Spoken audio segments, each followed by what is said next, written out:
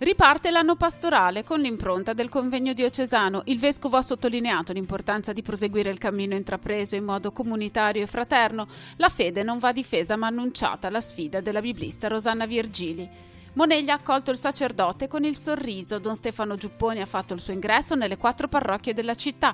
Il suo primo impegno, le relazioni. Don Salvator Bizimana amministrerà le parrocchie di Aveggio, Romaggi, Certenoli, Coreglia e Canevale. Desidero, ha detto, una comunità guidata dallo spirito nelle relazioni e nella gratuità. Non si va in missione, ma si è missionari. La riflessione è scaturita dalla veglia di preghiera che ha aperto in diocesi il mese missionario straordinario. Alle Clarisse di Levi la recita del rosario e l'ascolto di 2 testimonianze. Pregate e vivete ciò che annunciate, l'invito del vescovo ai catechisti della diocesi all'inizio del nuovo anno pastorale. Da Monsignor Tanasini un richiamo a non staccare l'annuncio del Vangelo dall'Eucarestia. Sono aperte le iscrizioni alla Scuola di Teologia Mater Ecclesia di Chiavari. Fra le novità di quest'anno 2 seminari, uno dedicato ad argomenti di carattere biblico, l'altro sulle 3 grandi religioni monoteiste. Una scelta di fede compiuta 400 anni fa. Il piccolo paese di Semorile ha dato vita a 2 giorni di festa in occasione dell'anniversario dell'istituzione della parrocchia.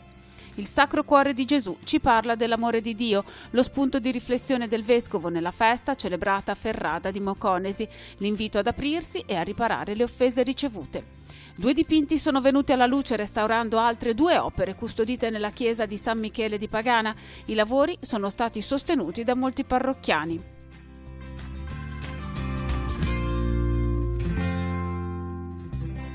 Benvenuti a Noi Chiesa, la nostra trasmissione dedicata alla vita della diocesi di Chiavari. L'anno pastorale in diocesi si è ufficialmente aperto con il convegno diocesano celebrato al villaggio del ragazzo di San Salvatore di Cogorno. Quest'anno al centro della riflessione c'è stata una lettura del tempo in cui la nostra società e la Chiesa locale in particolare sono chiamate a vivere nella luce del Vangelo di Matteo. Ad offrire questa lettura la biblista Rosanna Virgili, che ha pronunciato un forte invito non a difendere la fede ma ad annunciarla, e allora vi proponiamo i nostri servizi con una sintesi delle parole pronunciate dal vescovo diocesano nell'introduzione ai lavori, una ulteriore sintesi dei punti della relazione di Rosanna Virgili e poi l'intervista alla relatrice con alcuni punti di approfondimento.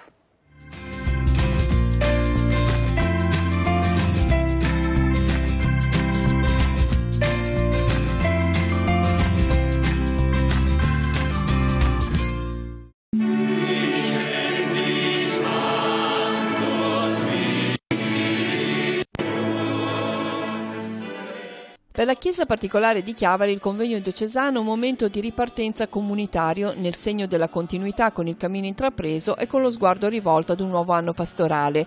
Ai lavori, ospitati nella palestra del villaggio del ragazzo di San Salvatore, hanno contribuito numerosi partecipanti. Quest'anno la preghiera è stata introdotta dal coro diocesano, quindi l'intervento del vescovo Alberto Tanasini, che ha spiegato il significato di questo momento. Cominciarlo insieme vuol dire esprimere la comunione, l'unità che ci lega, sapere che tutti camminiamo in una direzione e vogliamo così poi continuare il nostro percorso nelle nostre comunità parrocchiali o di gruppo, di movimenti, di associazioni. Le linee pastorali per il nuovo anno prendono spunto dal Vangelo di Matteo e saranno declinate nei vari ambiti secondo le necessità e i progetti portati avanti da ogni singola comunità. La scelta intrapresa dalla diocesi è quella di ritornare alla parola di Dio attraverso un percorso di formazione. La parola di Dio è viva, il Vangelo parla a noi oggi, continua a parlare a noi oggi. È per questo che ci consente di guardare alla nostra vita quotidiana, a leggere il nostro tempo. Noi vogliamo imparare a leggere il nostro tempo nella luce della parola di Dio. La proposta della biblista Rosanna Virgili ha preso spunto da 5 parole: la roccia, il sale, il prossimo, la cura, la felicità, alle quali sono state collegate 5 azioni concrete che toccano diversi ambiti: etico, politico, evangelico, sociale ed umano.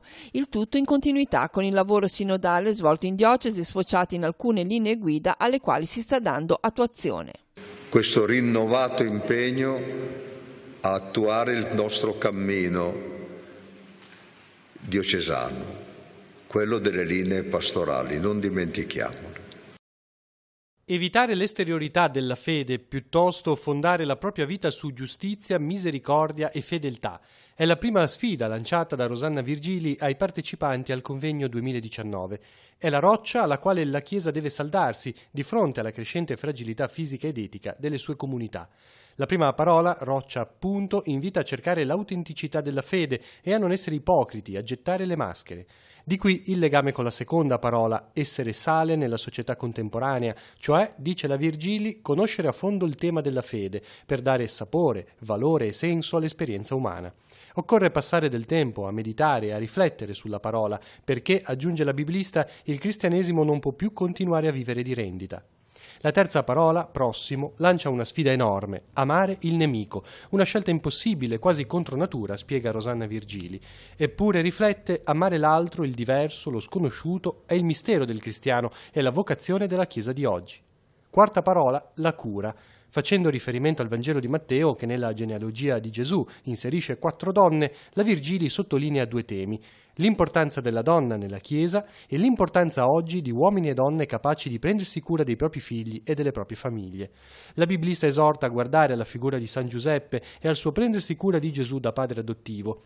Di qui l'appello: i padri devono essere presenti in famiglia e avere sempre più la responsabilità dei propri figli.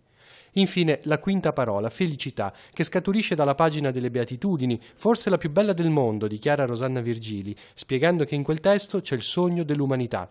La fede, conclude, ci dice sì, si può essere felici. La fede non è qualcosa di cristallizzato, no? Che sta dentro, che si può mettere dentro a una teca, insomma, un luogo riparato, come se fosse un essere non vivente. La fede è vita, è continua ricerca, è continuo dono ed è fatta di dialogo, di incontro, di intreccio, di risposta alla storia in cui il cristiano vive ogni anno e ogni periodo, diciamo, della storia dell'umanità, il cristiano e la Chiesa. Quindi la fede si interpreta, la fede si annuncia, la fede si spende, la fede si dona, è un dono e si dona, quindi si trasmette, no? Tutto è nato da una trasmissione, il Vangelo è trasmissione, Paolo dice io vi trasmetto quello che ho ricevuto e quindi è proprio un passaggio d'amore dall'uno all'altro e da una generazione all'altra. Lei ha lanciato un'altra sfida, quella di passare del tempo a meditare la parola, a rifletterla per poterla testimoniare. Ha detto che il cristianesimo oggi non può più vivere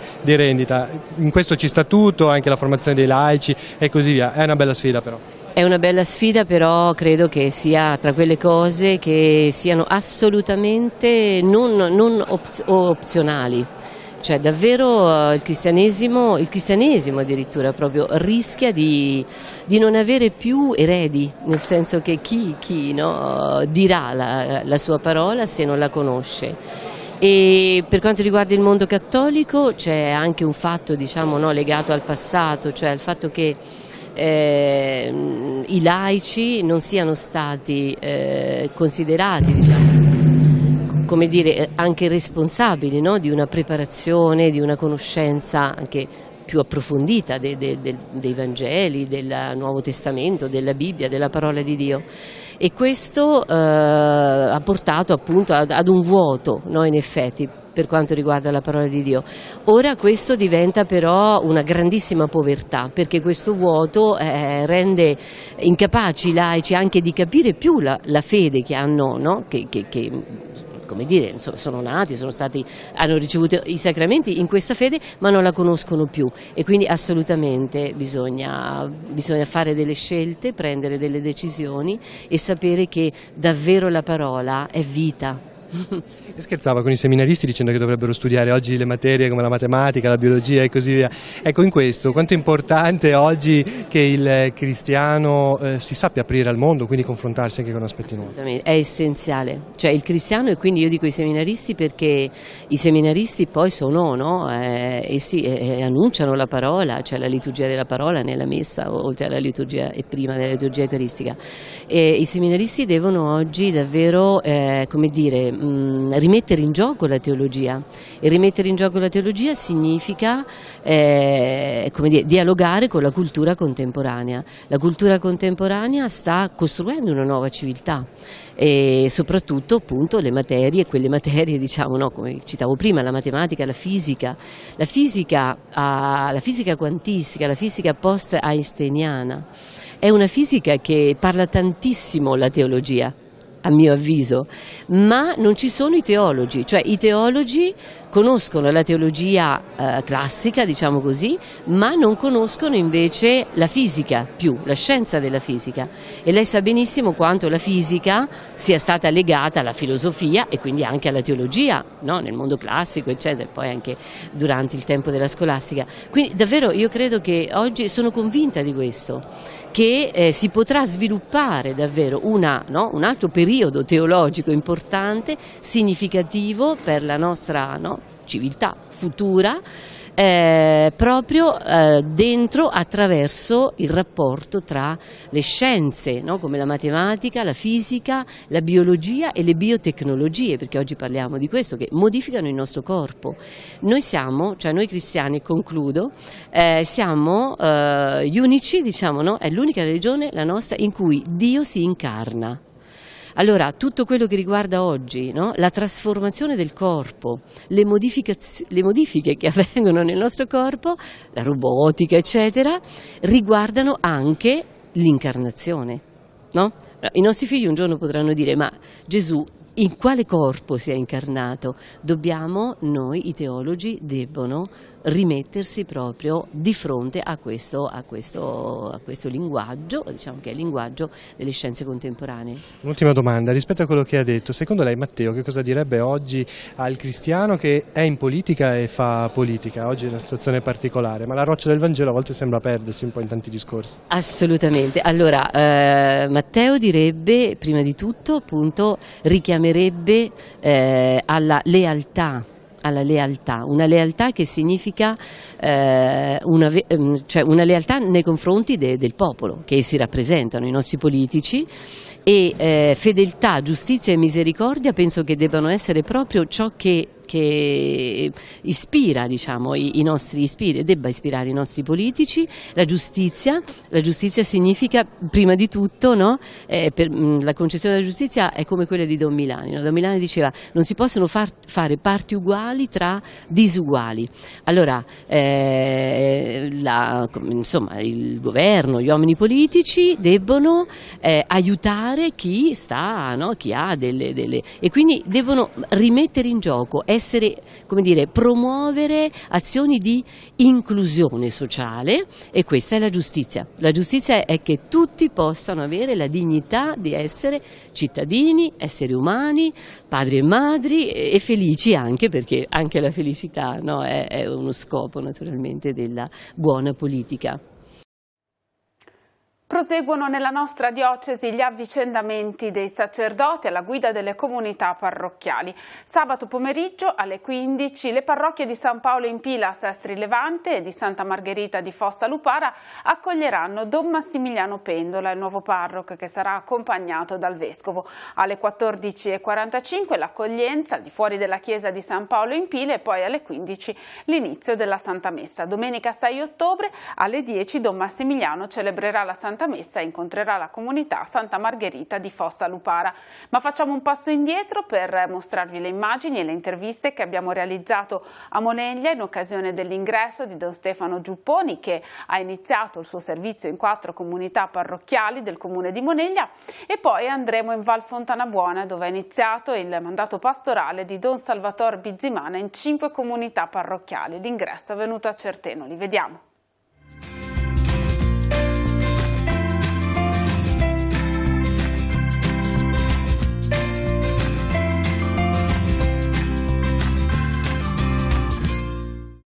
Un sacerdote sempre con il sorriso, capace di sacrificio, attenzione e affetto per tutti. Così il vescovo Monsignor Alberto Tanasini ha presentato ai fedeli di Moneglia Don Stefano Giupponi, accompagnandolo nell'ingresso. Sono 4 le parrocchie che Don Stefano è chiamato a servire: Santa Croce, San Giorgio, San Saturnino e Lemeglio. Ma innanzitutto una gioia grande anche per come mi hanno accolto così calorosamente, e quindi questo diventa un momento anche bello e importante.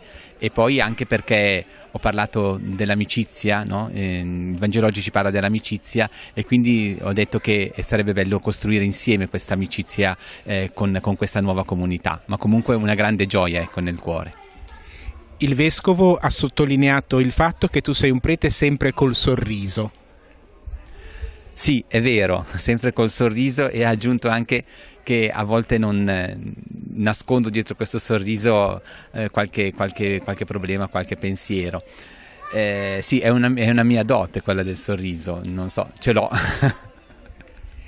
E però dietro al sorriso, dietro questa ilarità che diventa un facile strumento e mezzo per la comunione con la gente, c'è invece un impegno concreto. Ecco, come pensi di esprimere nei confronti della nuova comunità il tuo impegno, il tuo zelo pastorale? Certo, l'impegno c'è certamente, non è soltanto il sorriso, e cercherò di vivere l'esperienza che ho avuto nelle altre comunità e di costruirla insieme con questa nuova comunità. Quindi ci sarà da lavorare, ci saranno tante cose da fare. Innanzitutto bisogna incominciare anche dalle relazioni con le persone, quindi questo diventa la cosa primaria in questo momento. La cosa più bella che hai incontrato nell'ultima comunità di cui sei stato parroco, San Giuseppe dei Piani di Ri? Sono tante le cose belle, ma proprio l'ultima, la sorpresa di ieri sera dei giovani, ecco. Una famiglia mi ha invitata a cena, e poi c'erano tutti i giovani e giovanissimi riuniti insieme, e mi hanno salutato così ieri sera. E alla nuova comunità di Moneglia che cosa auguri? Auguro ogni bene, innanzitutto, quel bene che è stato messo dentro di me, come dicevo in chiesa salutando gli abitanti di Moneglia e i miei nuovi parrocchiani, quindi auguro tanto bene, ecco, e cercherò di vivere questo bene insieme con loro. L'ultima domanda: Moneglia venera la Santa Croce in questa parrocchia e il Santo Cristo nella parrocchia di San Giorgio, una parrocchia, una comunità quindi segnata dall'amore del Cristo crocifisso. Sarà importante per te, perché è importante certamente per la comunità che stai sposando. Certo, il crocifisso è qualcosa che mi accompagna nella mia vita, perché è stata la prima esperienza che ho avuto da diacono e dai primi mesi di sacerdozio, perché era Santa Maria di Nazareth, dove c'è il Santo Cristo al quale sono molto legato, e quindi la croce per me diventa qualcosa di importante da custodire e che mi accompagna in questo cammino. Quindi è bello venire in una parrocchia dove il crocifisso è qualcosa che porto nel cuore, ma è qualcosa anche che mi accompagna nella vita. Il sacerdote è strumento di mediazione di Cristo, ha ricordato il vescovo, conduce alla salvezza, dunque con sguardo aperto a tutti. È chiamato ad essere fedele nel molto e a smantellare la falsa religiosità, indicando la strada della verità. Tante persone hanno voluto incontrare Don Stefano per questo primo saluto, tante lo hanno accompagnato al suo ingresso per un incarico che si annuncia impegnativo. Indubbiamente la parrocchia anche negli anni passati e mi auguro, sono certo anche nel futuro, costituisce un punto di riferimento anche per tante risposte che riesce a dare ai bisogni sociali della città. Spesso la burocrazia del comune non riesce ad arrivare velocemente verso chi ha bisogno, e spesso quindi è la parrocchia che sostituisce efficacemente in queste situazioni. Don Stefano, parlando, ha detto che le ha detto che c'è da lavorare. In che senso? Ma gli ho detto che è un incarico sicuramente impegnativo, nel senso che oltre a Santa Croce c'è San Giorgio, c'è San Saturnino, c'è la Santa Maria Assunta di Lemeglio, quindi sono tante parrocchie che in precedenza avevano diversi parroci, ora un parroco solo sicuramente ha un grande impegno, ma sono certo che la comunità saprà stringersi intorno al nuovo parroco come l'ha fatto nel passato intorno a Don Massimiliano. Quale augurio fa Don Stefano? Di portare avanti nella continuità con il passato la missione pastorale anche nei confronti dei malati, dei giovani, come ho sentito ha fatto tanto bene nella parrocchia di Ri. Da parte del sacerdote un grazie per l'accoglienza ricevuta, estremamente calorosa e affettuosa e concretizzata anche dalla riproduzione del Santo Cristo donata al nuovo parroco al termine della celebrazione. Siamo tutte brave persone, a volte non siamo molto costanti, ci perdiamo un pochino, ma cerchiamo di fare del nostro meglio. Ecco. Poi il parroco che si è presentato oggi sicuramente è una bella persona e gli vorremmo bene, forse per ora non quanto ne abbiamo voluto a Don Max, perché Don Max ci resterà nel cuore per tantissimo tempo, però sicuramente vorremmo bene anche a lui. Poi riusciremo a capirci, riusciremo frequentandoci a conoscerci, perché la cosa più importante è questa, conoscerci. Una delle cose che ha detto Don Stefano come priorità per lui è proprio quella di coltivare i rapporti d'amicizia. Sì, sono molto importanti. Noi cercheremo di fare di tutto per essere amici tra di noi e con lui soprattutto, perché da lui avremo sicuramente un gran bisogno sempre. Cosa dirà come prima cosa al nuovo parroco? Al nuovo parroco chiederò di starmi vicino, perché io faccio tante cose a San Giorgio da quando non c'è più il sacrestano, e dovrà essermi di stimolo, di aiuto, dovrà spiegarmi tutto quello che ancora non so. Innanzitutto vorrei ringraziarlo, perché è un grande dono che il Vescovo ci fa di mandare sempre dei sacerdoti molto attivi. Quello che mi sento nel mio cuore di consigliare al nuovo parroco è quello di seguire molto i ragazzi, se è possibile, del dopo Cresima, perché non so se è qui anche il paese stesso, sono molto distratti e si allontanano un po', c'è un po' carenza nella parrocchia di giovani. E poi se può continuare come faceva già Don Massimiliano, per quanto le è possibile, quando le sarà comunicato, di visitare i malati e gli anziani, perché in questi paesi hanno una necessità, anche quelli che sono nelle frazioni, perché come si sa ci sono queste parrocchie un po' fuori mano, e le persone anziane quando vedono il sacerdote sono molto contente, anche se sono nella sofferenza, da loro accolgono delle parole di speranza e di serenità. Ecco. Poi nell'altro sarà lui che ci guiderà, così lo farà anche per il catechismo con i ragazzi, che quelli partecipano al catechismo, i ragazzi, però se si può cercare di convincerli anche a partecipare alla messa, ecco, perché magari anche quello lì è un po' tante volte non è colpa dei ragazzi, perché magari anche i genitori hanno altri problemi quando sono in festa. L'unica cosa che mi sento in questo momento è di poter dire queste cose che sento nel mio cuore, che avrei piacere per le nostre parrocchie. Don Stefano ha raccontato che quando ha saputo che sarebbe venuto a Moneglia ha chiesto un po' in giro e tutti gli hanno detto che a Moneglia si sarebbe trovato bene. Secondo lei perché? Ma noi siamo, come paese, siamo un paese abbastanza accogliente. Anche per esempio i turisti che vengono qua sono molto contenti, i sacerdoti si sono trovati bene tutti, penso che lo accogliamo con gioia, con amore. Ecco, io l'ho visto una persona come ce l'ha presentata il Vescovo, una persona molto sorridente, molto cordiale, che si può avvicinare con facilità. Io penso che anche appunto i sacerdoti, particolarmente Don Gianluca, che era anche tanto amico di Don Massimiliano, ha frequentato molto Moneglia, è stato lui stesso un seminarista che ha aiutato al nostro parroco anziano Don Giusti qua, che è titolare delle nostre opere parrocchiali, e penso che l'ha consigliato bene perché sa che vogliamo bene, ecco.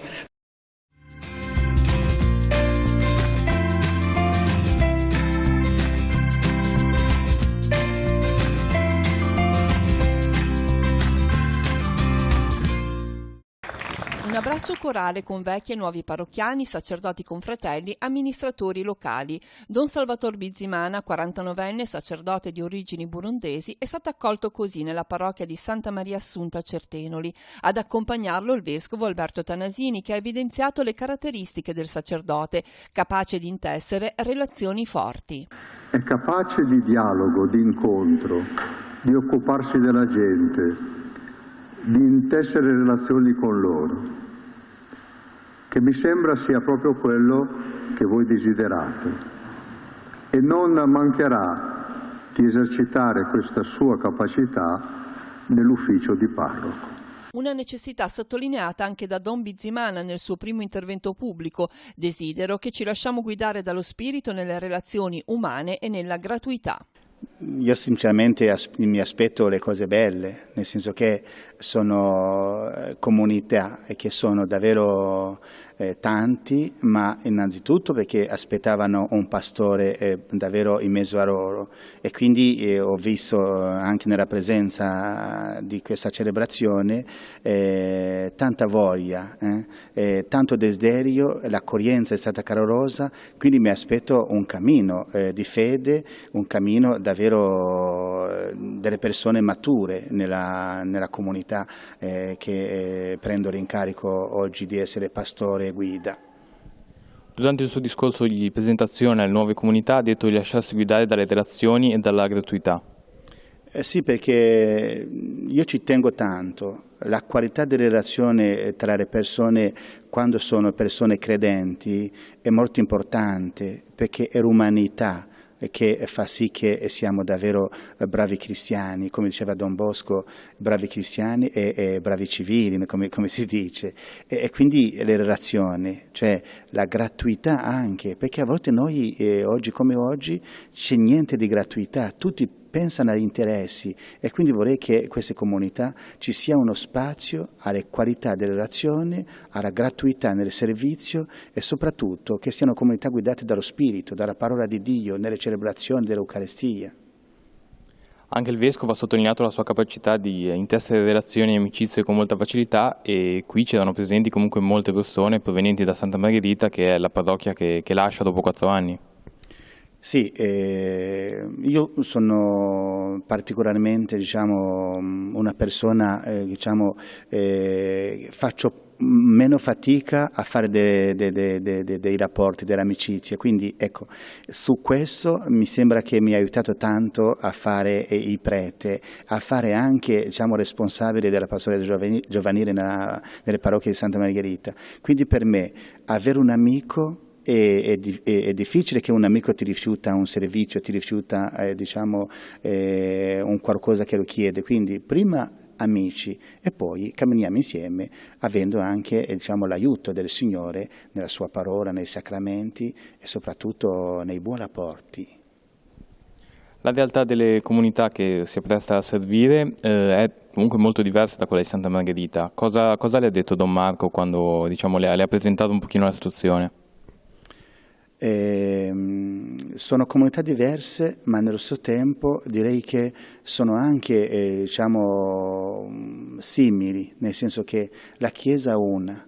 Se c'è una comunità dove si vive la fede del Vangelo, dove si vive davvero un cammino di fede, non c'è tanta differenza. Cambia forse un aspetto che qui è campagna e lì tendenzialmente è una piccola città, Santa Margherita, ma qui lo stesso Vangelo, stessa fede, stessa Chiesa, quindi mi troverò sicuramente bene, perché Marco e gli altri preti di Gicagna, anche per prete Rinaldo mi hanno rassicurato che sono persone davvero di grande, diciamo, fede, persone accoglienti, quindi l'ho visto anche oggi nella liturgia, nella celebrazione di stasera con il vescovo, ce n'erano tante persone di queste parrocchie. Un grazie del tutto speciale ai fedeli sanmargheritesi guidati dai loro parroci per l'affetto e l'amicizia che non si interrompe. Poi l'abbraccio alle nuove comunità di cui Don Salvatore diventa amministratore parrocchiale: Aveggio, Certenoli, Romaggi, Coreglia, Canevale. Ma intanto diciamo che siamo ancora un po' amareggiati per la partenza di Don Marco. Don Marco aveva stabilito con noi un rapporto veramente eccezionale con tutti i parrocchiani, dai più piccoli alle persone più anziane. Però voglio dire, le vicende della diocesi sono queste, per cui accogliamo con contentezza e direi anche con soddisfazione e con gratitudine nei confronti del vescovo Tanasini l'arrivo del nuovo parroco. La parrocchia di Coreglia è una piccola comunità e come tutte le piccole comunità ha bisogno di attenzione. E attenzione non è, anche se i numeri sono quelli che sono, bisogna che comunque la vicinanza alle persone anziane deve essere fatta sentire e ai giovani devono essere custoditi. E questo è quello che chiediamo a Don Salvatore. Noi gli daremo il nostro apporto, la nostra vicinanza come abbiamo sempre fatto con i parroci e quindi buon lavoro a tutti. Don Salvatore nel suo discorso di presentazione ha sottolineato l'importanza della gratuità e delle relazioni. Sì, certo, questo è quello su cui vorremmo che anche a Coreglia si basasse il nostro nuovo rapporto, la nostra nuova, diciamo, chiamiamola così, il nostro nuovo percorso che stiamo iniziando insieme a lui. Ecco. A suo avviso la prima cosa, diciamo, da fare o che sarebbe importante fare per il nuovo sacerdote? Ma direi che tanto la conoscenza con tutti, senza escludere nessuno, credo che dai più piccoli ai più anziani, credo che deve essere stabilito un rapporto diretto con lui. Ecco, credo che sicuramente per quello che lo conosco, sicuramente lui lo saprà fare e lo saprà fare bene. La nostra comunità è molto felice di accogliere Don Salvatore, siamo felicissimi, non felici, anche veniamo da un anno, diciamo così, di transizione in cui siamo stati assistiti egregiamente da altri preti, ma ora ci sentiamo più uniti, più contenti di questa soluzione che ci unirà ancora di più con le parrocchie di Certenoli, di Romaggi e a cui si è aggiunto anche Coreglia e Canevale. Quindi sarà un percorso interessante che ci insegnerà sicuramente, ci porterà qualcosa di nuovo. Sia Don Salvatore che il Vescovo hanno sottolineato proprio l'aspetto delle relazioni, della facilità con cui Don Salvatore riesce comunque a intessere relazioni. Quanto sono importanti nel senso, misurate quello che è la vostra comunità? Importantissime, speriamo appunto che, dato le sue qualità, così di riuscire a coinvolgere anche di nuovo, di recuperare anche un pochino alcuni giovani che magari nel tempo si sono un po' allontanati dalla vita parrocchiale e nello stesso tempo interagire anche con le altre 4 parrocchie che fanno parte della nostra nuova zona pastorale. Cosa vi aspettate dal nuovo sacerdote? Innanzitutto la presenza, perché noi siamo un paese piccolissimo, siamo poco più di 40, fortunatamente ci sono 6 bambini e poi la prevalenza sono persone adulte, siamo dislocati in un luogo abbastanza difficile da raggiungere, quindi la presenza del parroco è significativa. Come comunità, come parrocchia, certamente ci rendiamo conto che con 5 parrocchie, tutte più o meno nelle stesse condizioni geografiche, sarà difficile, cercheremo di aiutarlo. Vuole fare un augurio a Don Salvatore? Sì, che si senta accettato, accolto, ce la metteremo tutta perché lo senta, perché comunque lui ha abbandonato una famiglia che ci è parso di capire lo amava moltissimo, soprattutto i giovani lo amavano moltissimo.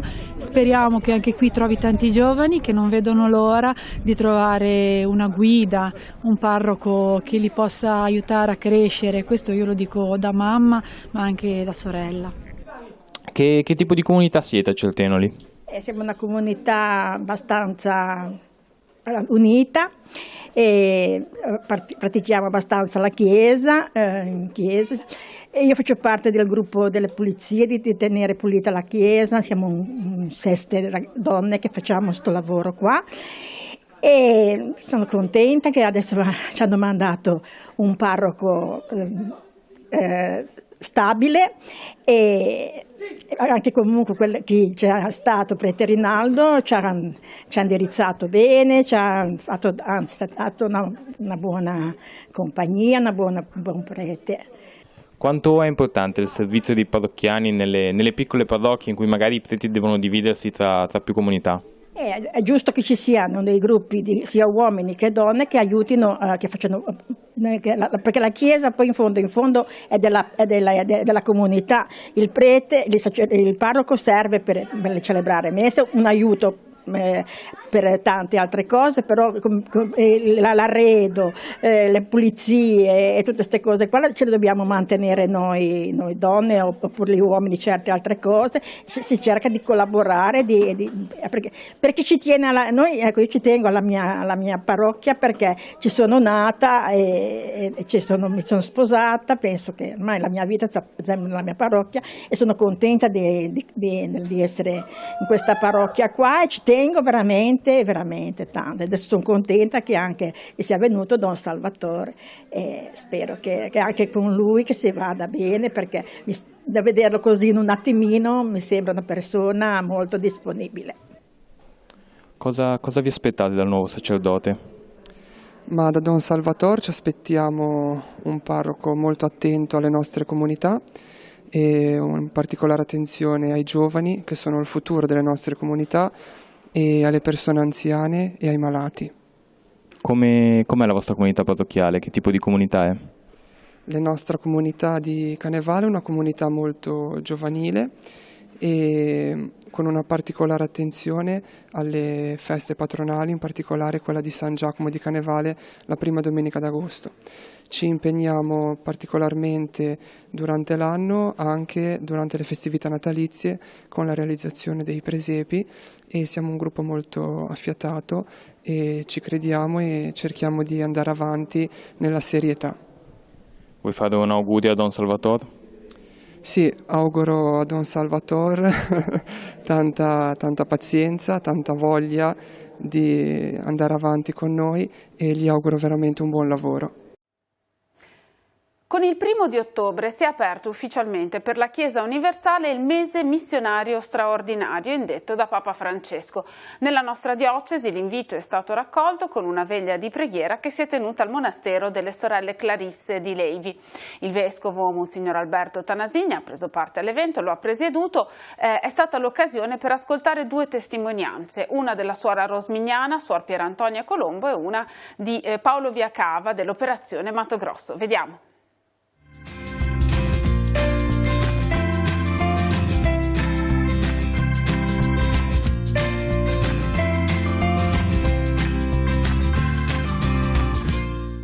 La cosa più importante per la Chiesa è la missione, ne era convinto Papa Benedetto XV, tanto che il 30 novembre del 1919 pubblicò la lettera apostolica Maximum Illud, dedicata appunto all'attività missionaria. Per celebrare il centenario, Papa Francesco ha indetto il mese missionario straordinario, che nella diocesi di Chiavari è iniziato con un momento di preghiera scandito dalla recita del Rosario al monastero delle suore Clarisse di Levi.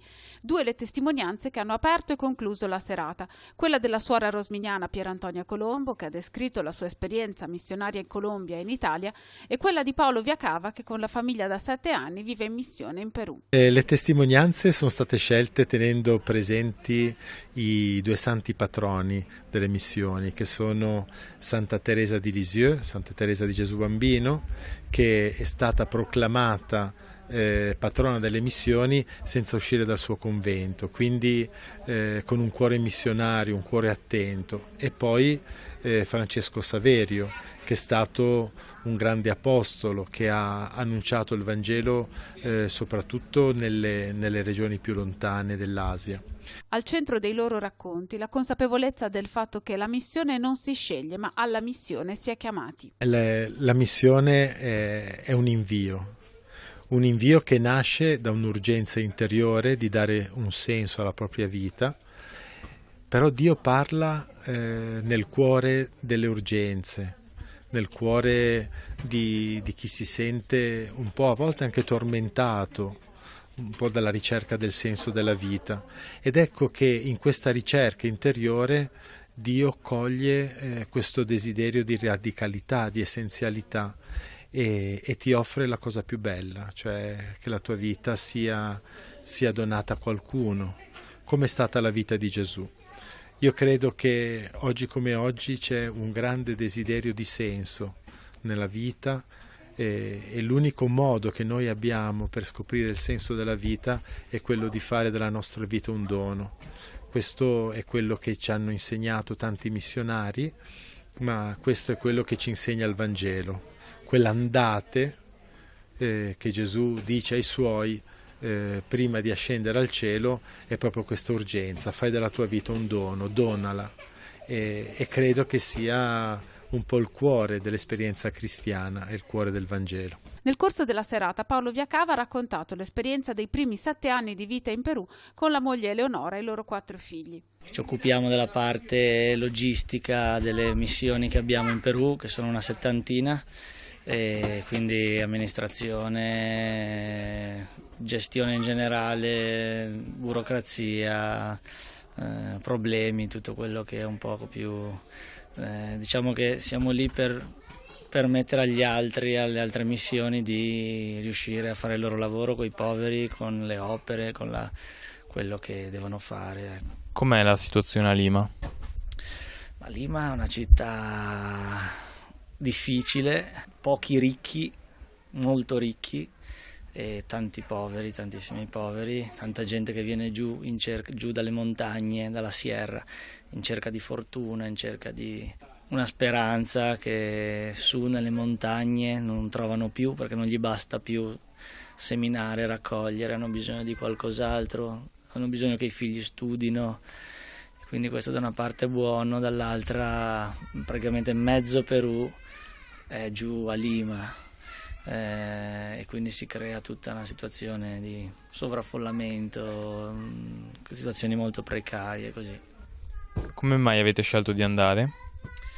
Siamo andati giù in Perù un po' spinti dai ragazzi dell'operazione Mato Grosso, dopo anni che facevamo qua nei gruppi, e un po' con la voglia di dare la nostra disponibilità. Ci eravamo sposati da un anno, è nato il primo figlio e quando aveva 3 mesi siamo partiti, un po' con la voglia proprio di tenere la porta aperta alla nostra famiglia, ai poveri, ai bisognosi, anche fuori da qua, fuori dall'Italia, fuori dal benessere. Chiamata non ho sentita molta, non ho mai sentita forse.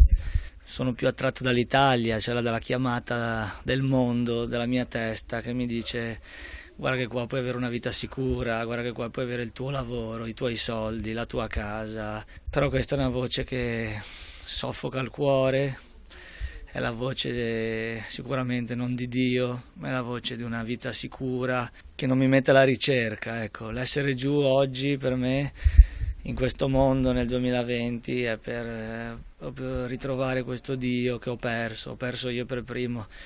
Essere giù è proprio per dire no, non ci arrendiamo, continuiamo a cercare, anche se non si vede, anche se sembra tutto inutile, è così, ecco. Al di là dei poveri, al di là della gente bisognosa, al di là del dire di sì, al di là c'è proprio questa voglia, questo richiamo nel buio, però questo richiamo, questo desiderio forte di ritrovare quello di più caro che abbiamo perso, ecco. Cosa direbbe una persona che le dicesse che avrebbe intenzione di intraprendere comunque un'esperienza missionaria? Ma io penso che prima bisogna prepararsi qua in Italia, cioè partire per la missione devi avere le spalle un po' grosse, devi avere degli amici che ti sostengono, non solo economicamente ma anche come forza, come animo, e tu devi essere disponibile a dire di sì, e per dire di sì devi allenarti, non arrivi imparato, nessuno è imparato. Devi fare almeno un piccolo cammino qua, cioè, per esempio noi dell'operazione Mato Grosso abbiamo i gruppi, chi parte da un gruppo dell'operazione Mato Grosso dove dove si cresce insieme ad altri ragazzi, si fanno dei lavori, si aiutano i poveri, si fa fatica, si cerca di fare un cammino prima così. Quello sì è importante, farlo qua. E poi dopo da lì viene la missione, ma sono i tuoi amici che ti dicono vai, è il tuo momento.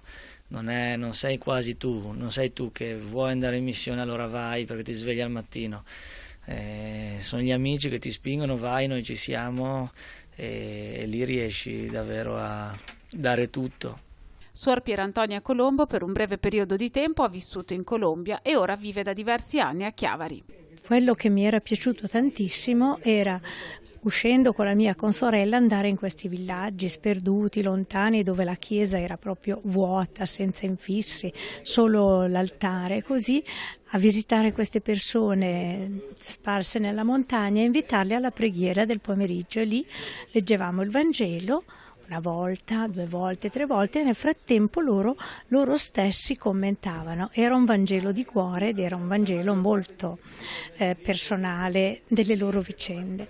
Bene, se Gesù ha mandato gli apostoli, io ho fatto questa esperienza in missione e mi è sembrato particolarmente bello richiamare quando il Vescovo al convegno nei giorni scorsi ha detto: bene, anche quest'anno lavoriamo sul Vangelo di Matteo, adesso andate e con la vostra creatività, con tutte le vostre capacità, diffondetelo, utilizzatelo e annunciatelo tra la vostra gente. Io non sono andata in missione per scelta, ma sono stata mandata, ed è stato un momento di scelta della provvidenza e della volontà di Dio che mi ha fatto fare questo salto grande da andare in missione.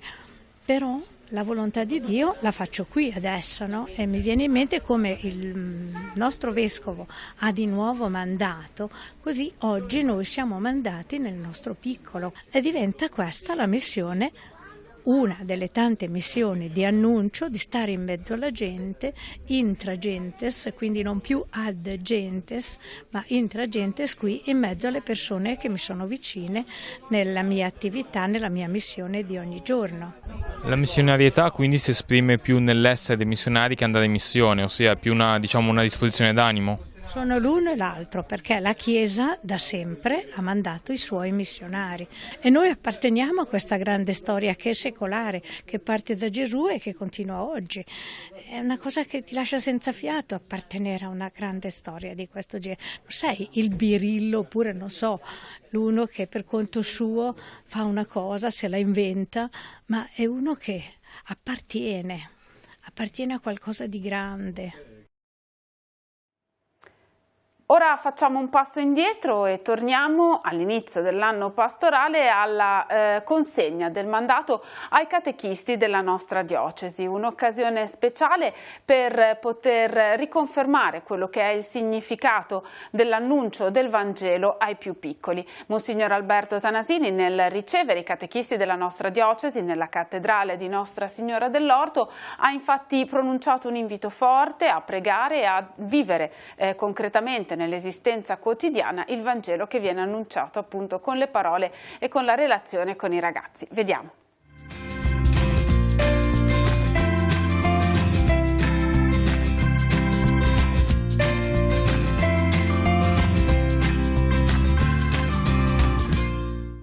Come possiamo guadagnare la fiducia della comunità cristiana? È la domanda che ha posto Monsignor Alberto Tanasini nel corso della consegna del mandato ai catechisti della diocesi all'inizio di un nuovo anno pastorale. La prima risposta deve essere la nostra preghiera, ha detto il Vescovo, invitando a pregare prima di preparare ciascun incontro di catechismo. Abbiamo voluto staccare il catechismo dalla scuola e il primo aspetto che ci differenzia da essa è proprio questo: non possiamo non pregare, ha spiegato il Vescovo. Ma i ragazzi oggi, ha aggiunto Monsignor Tanasini, non sono tanto attenti alla parola quanto alla coerenza di vita. Noi viviamo quello che insegniamo? Sono per noi quelle parole un pungolo a vivere la vita cristiana? Monsignor Alberto Tanasini ha invitato a vivere ciò che si annuncia, offrendo al Signore la volontà di fare in modo che la parola annunciata sia vita vera. Monsignor Alberto Tanasini ha aggiunto che occorre ascoltare la parola di Dio, cercando di capirla e assimilarla, e ha invitato inoltre a non distaccare l'impegno di annuncio dall'Eucarestia. Al termine della consegna del mandato ai catechisti della diocesi, l'annuncio del percorso di formazione catechistico per quest'anno, che sarà realizzato in collaborazione con altri uffici diocesani. Il primo appuntamento il 9 novembre in occasione del convegno dedicato al dialogo interreligioso. Fa parte comunque di tutto un percorso che l'ufficio per l'ecumenismo diocesano ha progettato, di cui questo sabato novembre abbiamo pensato come convegno diocesano di aprirlo appunto ai catechisti, di invitare tutti i catechisti, proprio perché ci sembrava un argomento soprattutto importante, dal titolo La cultura del dialogo come via, e quindi aperto a tutti, quindi soprattutto anche ai catechisti, e sarà il sabato novembre di mattina dalle 9 alle 13 nelle salone della Casa Marchesani. Un altro appuntamento, questa volta in collaborazione con l'ufficio liturgico, ad aprile, per approfondire i contenuti del nuovo messale. Sì, il liturgico perché è sempre stato un punto fondamentale per i catechisti, una formazione molto importante, richiesta da gran parte di tutte le varie parrocchie, e quindi in occasione di questo nuovo messale il 17 aprile faremo questo incontro formativo proprio per i catechisti, poi molto probabilmente sarà aperto anche ad altri, comunque in effetti in collaborazione con l'ufficio liturgico, e avvicinare il nuovo messale con Don Paolo Tomatis. Sarà la sera sempre nel salone di Casa Marchesani. Un appuntamento sicuramente molto atteso è quello per il pellegrinaggio diocesano dei cresimati e dei cresimandi, un appuntamento che quest'anno ha visto la partecipazione di tantissimi ragazzi. Com'è andata? Sì, è stato un pellegrinaggio, come del resto anche gli altri anni, molto bello. Quest'anno in particolar modo erano presenti, direi, proprio tutti i ragazzi di tutta la diocesi, veramente di tutti i vari vicariati della nostra diocesi, ed è stato proprio, abbiamo trascorso 3 giornate col nostro vescovo, proprio in comunione, anche l'incontro, l'udienza con Papa Francesco. È stato un momento che i ragazzi hanno vissuto proprio con intensità, diciamo, e quindi quest'anno sappiamo già la data per l'anno prossimo, che sarà praticamente quasi tra un anno, però è importante magari già metterla in calendario, e l'appuntamento sarà dal 24 al 26 agosto del 2020.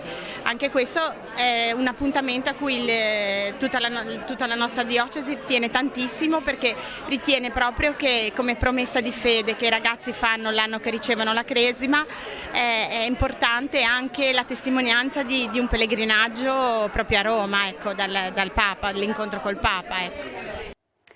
Riparte l'attività della Scuola di Scienze Religiose, che è ospitata all'interno dei locali del Seminario Vescovile di Chiavari. Diversi gli spunti di approfondimento che verranno approfonditi nel corso di quest'anno. Le iscrizioni sono aperte.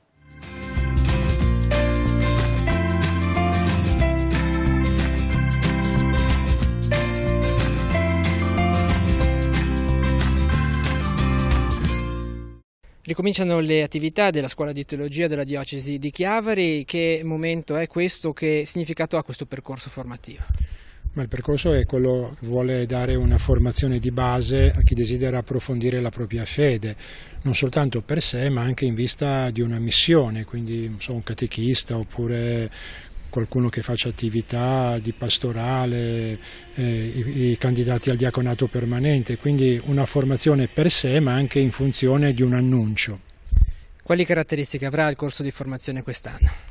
Abbiamo un primo anno propedeutico che racchiude un po' tutte le materie di introduzione, quindi sia alla Sacra Scrittura, alla teologia, alla filosofia, e poi un secondo anno ciclico che quest'anno presenterà tutto l'Antico Testamento per quanto riguarda la Sacra Scrittura. Poi abbiamo un corso di Cristologia, un corso di Antropologia, un corso di Ecclesiologia, un corso di Introduzione al Credo, insomma molti trattati di carattere teologico.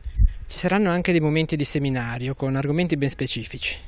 Sì, abbiamo introdotto un seminario nel secondo semestre che sarà la cura del creato alla luce della Laudato Si, e quindi un corso che vuole approfondire anche dal punto di vista ecumenico l'enciclica di Papa Francesco, Laudato Si. Quali le altre novità di quest'anno? Ecco, ci saranno anche delle novità, perché abbiamo inserito nella proposta formativa dei corsi opzionali. Per quanto riguarda il primo semestre avremo dei corsi biblici che sceglieremo in base al numero degli iscritti. Uno è sulla donna e Paolo di Tarso, il secondo sulle parabole evangeliche e il terzo sui personaggi del quarto Vangelo. Nel secondo semestre avremo invece, tra i mesi di febbraio e di marzo, un corso che introdurrà un po' le grandi religioni monoteiste, e quest'anno sarà la conoscenza e il dialogo con l'Islam. Quali sono le modalità per iscriversi e partecipare? Le modalità delle iscrizioni sono quelle, di presentarsi presso la segreteria, che è aperta nella portineria del seminario in piazza Nostra Signora dell'Orto 7 a Chiavari, il lunedì, il mercoledì e il venerdì dalle 17 alle 19, quindi già da questa settimana fino a venerdì 11 ottobre. Le lezioni inizieranno lunedì 14 ottobre. Ora, come tradizione, andiamo nelle comunità parrocchiali del nostro territorio per raccontarvi di alcuni appuntamenti speciali che si sono vissuti in altrettante comunità. Ora, come tradizione, andiamo nelle comunità parrocchiali del nostro territorio. Iniziamo da una parrocchia piccolissima, forse tra le più piccole del nostro territorio, quella di Semorile, una piccola frazione che si trova sopra Zoagli, 60 circa gli abitanti di questo paese, una comunità che 400 anni fa chiese ed ottenne di istituire una parrocchia autonoma rispetto a quella di Zoagli. È stata l'occasione per celebrare 2 giorni di festa. Monsignor Alberto Tanasini ha celebrato l'Eucarestia nella chiesa parrocchiale, ha incontrato i fedeli di questa comunità che oggi si trovano a vivere una sfida diversa, quella di continuare a valorizzare la loro identità specifica, sebbene nel cammino di comunione con le altre comunità parrocchiali della zona di Zoagli e di Rapallo.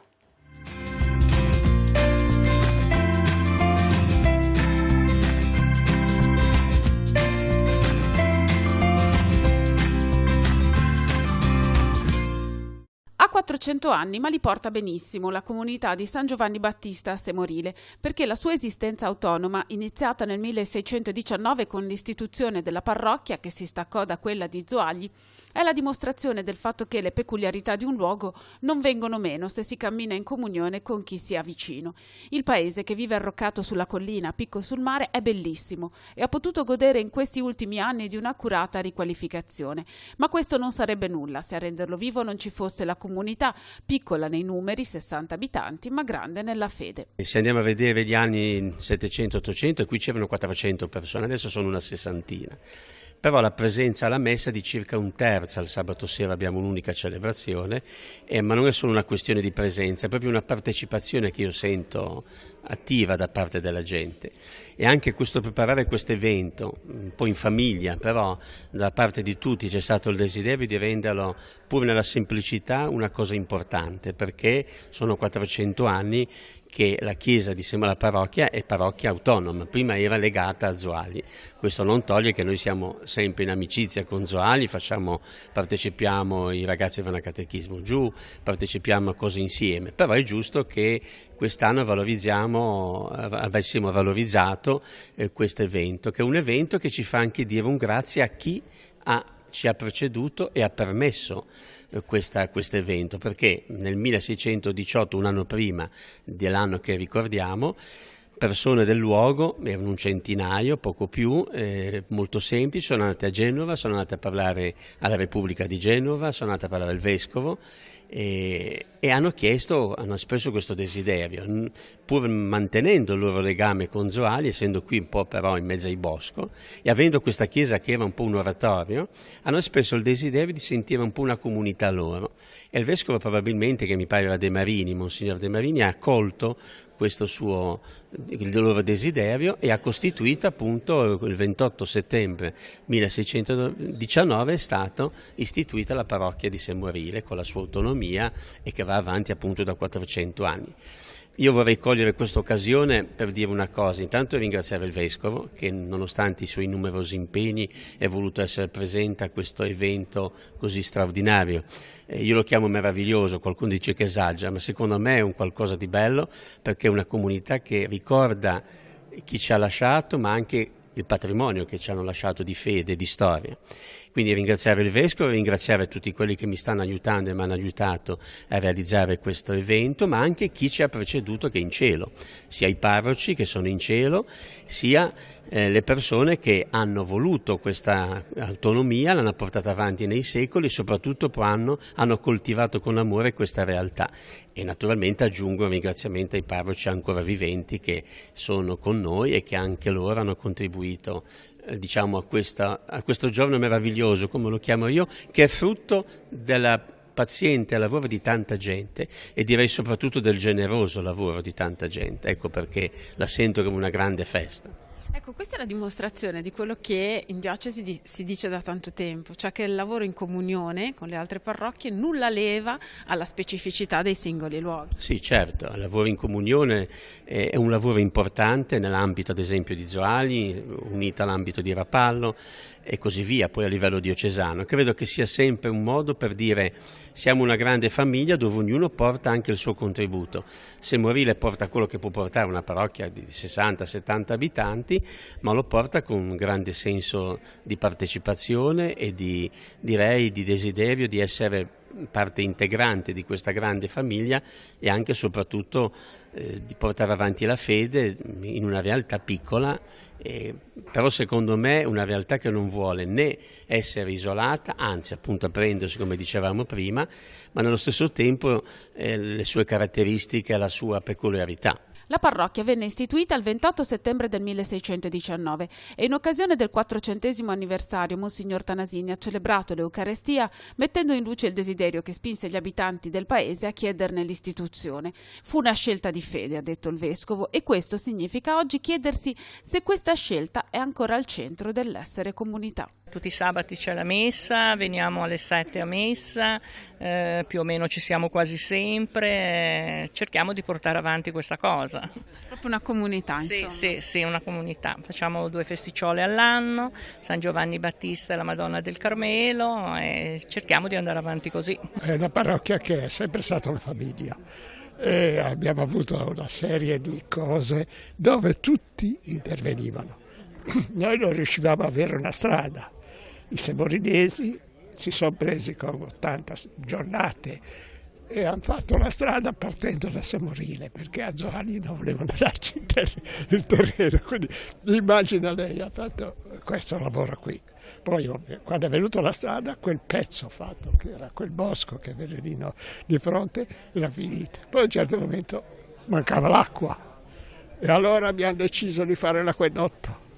L'acquedotto, il che significa che la domenica il parroco in testa si partiva, andava quasi sotto Montalegro, le donne portavano i mattoni e gli uomini portavano la sabbia per fare le vasche e poi è stato montato sempre dai semorinesi, è stato montato tutti i tubi per far arrivare l'acqua. Quindi insomma gente che ci teneva proprio al proprio paese. No, ma una volta era una famiglia, non era un paese, la famiglia. La festa patronale del Sacratissimo Cuore di Gesù è stata celebrata con particolare devozione nella parrocchia di Ferrada a Moconesi. Il Sacro Cuore di Gesù ci parla dell'amore di Dio. Questo è l'invito che è stato ripetuto dal Vescovo in occasione della celebrazione eucaristica presieduta nella chiesa parrocchiale con l'invito ad aprirsi e a riparare alle offese ricevute.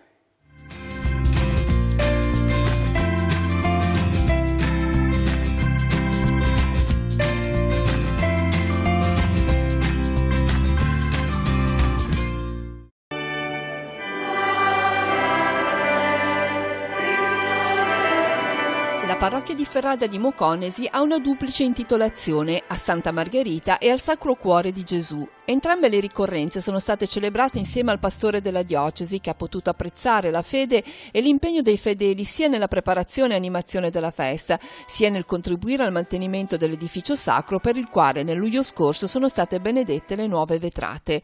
La solennità del Sacratissimo Cuore di Gesù è stata preparata con un cammino aperto dalla celebrazione eucaristica per gli anziani e gli ammalati, proseguito con momenti di adorazione quotidiana e la celebrazione del sacramento della riconciliazione. Nella messa del mattino, il giorno della festa, Monsignor Alberto Tanasini ha messo in rilievo il significato di venerare il cuore di Gesù, un cuore capace di condividere i sentimenti e le passioni profondamente umano, ma che al tempo stesso ci traduce il cuore di Dio. Ci fa capire che Dio ha un cuore che è capace di amare di un amore unico, infinito, perché è il cuore di un uomo, il cuore di Gesù, ma il cuore del Figlio di Dio. La solennità del Sacratissimo Cuore ci interpella anche sul nostro modo di amare, in un tempo in cui è facile indurire il cuore quando sembra che qualcosa tocchi i nostri interessi. Ci sentiamo assaliti e allora ci chiudiamo, ha detto il Vescovo, che ha poi spiegato: non ha fatto così Gesù, il suo cuore è sempre rimasto aperto sino in fondo. Infine l'invito che scaturisce da questa devozione, la riparazione delle offese. La devozione al cuore di Gesù è anche una devozione riparatrice. Fare il bene per in qualche modo riparare al male che viene commesso. Anche questo fa parte del cambiamento del mondo. Andiamo nella parrocchia di San Michele di Pagana, a Rapallo, che ha restaurato alcuni dipinti custoditi all'interno della chiesa parrocchiale, uno scrigno di arte e di cultura preziosissimo. La sorpresa è arrivata proprio durante il restauro di questi dipinti, perché sono stati trovati altri dipinti, questa volta a tema profano, che erano stati a suo tempo smontati e ricollocati per allargare la superficie pittorica dei quadri e renderli quindi delle dimensioni idonee ad occupare i muri perimetrali della chiesa parrocchiale. Una scoperta che è stata appunto valorizzata dalla Soprintendenza per i beni architettonici della Liguria, che ha voluto in questo modo raccontare come in questa chiesa parrocchiale ci sia un patrimonio non solo di arte e di cultura, ma anche un patrimonio di fede sostenuto da tanti parrocchiani che si adoperano per tenere viva la loro chiesa e continuare a custodirla.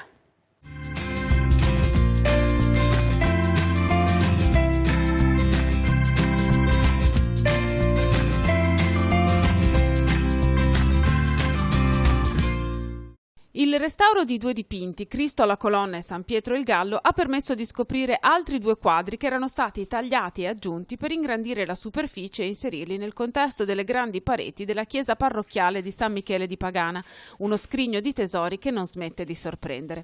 La presentazione dei restauri è avvenuta alla presenza del Vescovo e della funzionaria storico dell'arte della Soprintendenza Alessandra Cabella.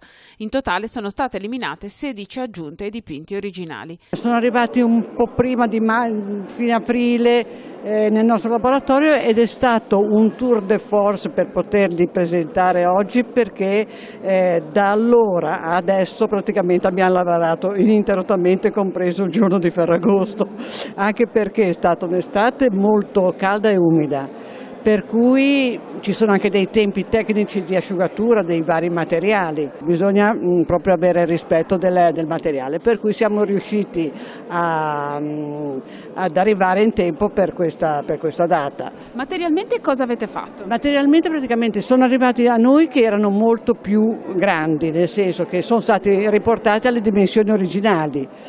Perché quasi tutti i dipinti, come è stato detto, di questa chiesa sono stati ampliati in funzione della loro collocazione all'interno di queste cornici, per cui avevano delle aggiunte sui 4 lati praticamente. Questo ne aveva, il Cristo alla colonna ne aveva 4.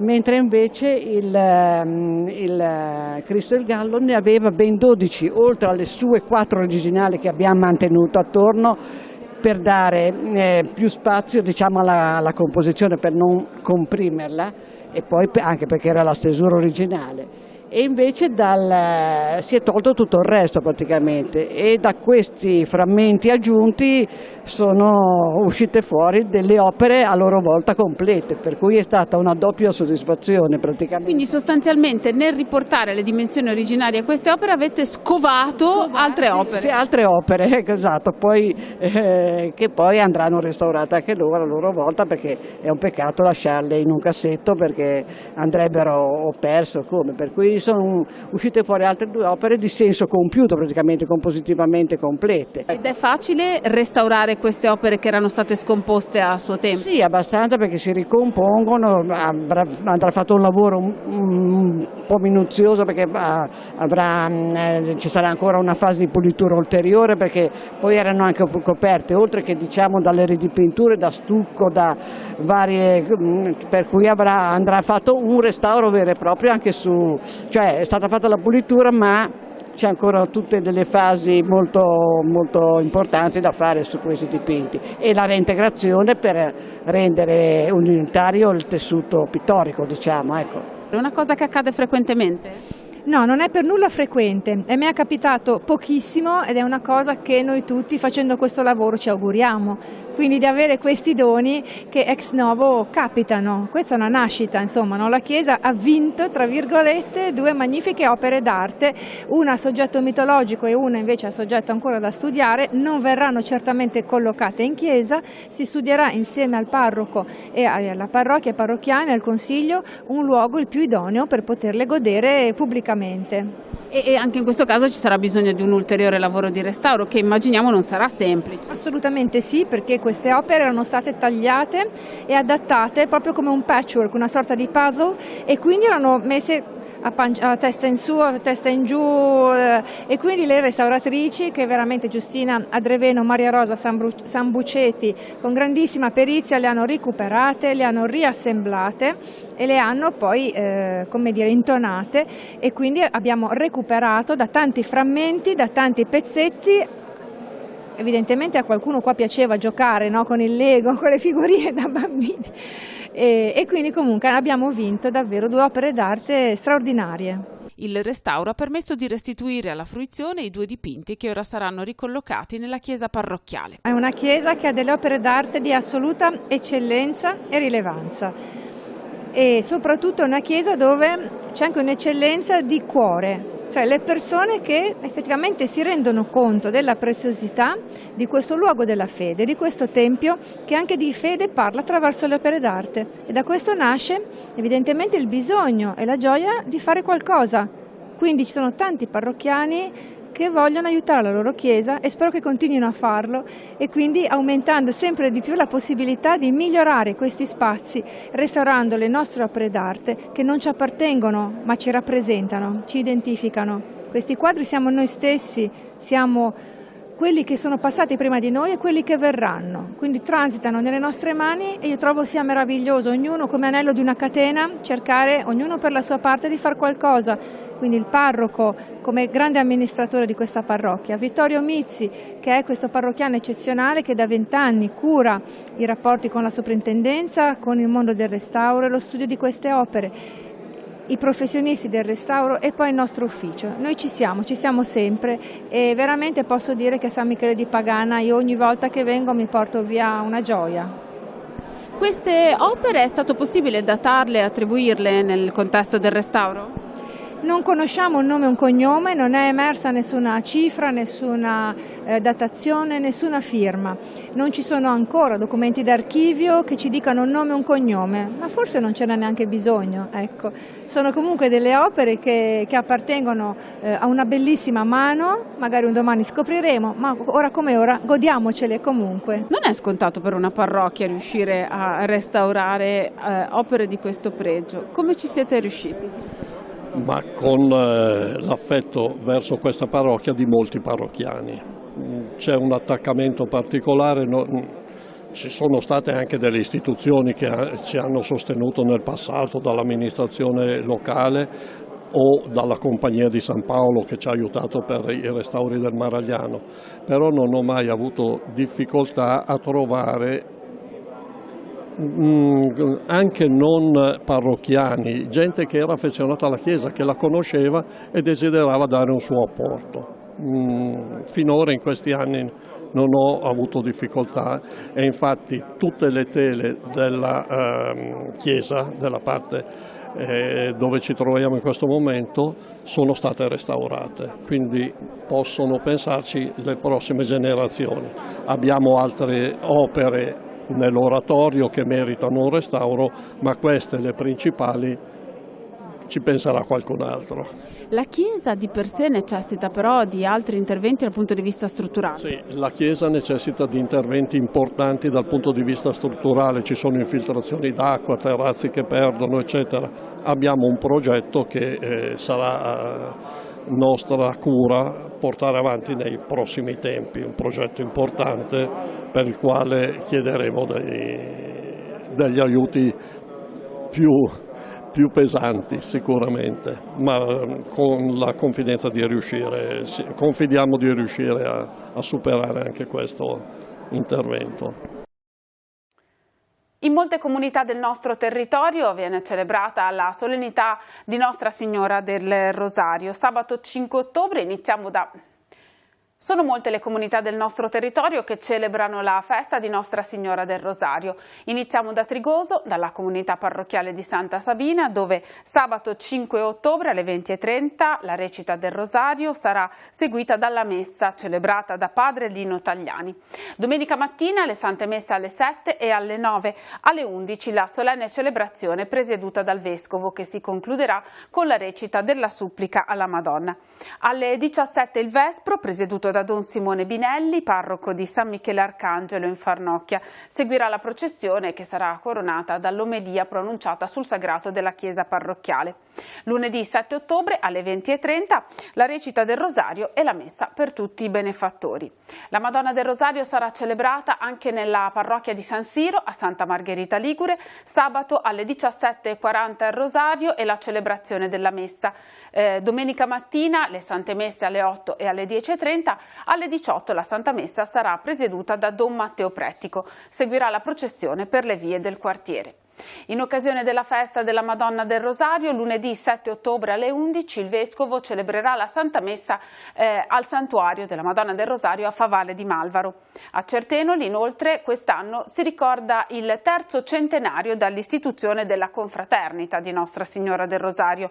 Domenica 6 ottobre alle 17 la Santa Messa, a cui seguirà la processione. La parrocchia di San Marziano a Carasco celebra la festa di Santa Faustina Kowalska. Sabato alle 16 l'adorazione eucaristica, alle 17 la messa. Domenica mattina alle 11 la Santa Messa solenne, durante la quale sarà intronizzata e benedetta la nuova statua del titolare della parrocchia, San Marziano, statua che è stata scolpita da Ezio Garbarino. Terminiamo così il nostro appuntamento settimanale con Noi Chiesa, il nostro viaggio alla scoperta della vita della diocesi di Chiavari. Grazie per averci seguito, ci rivediamo la prossima settimana.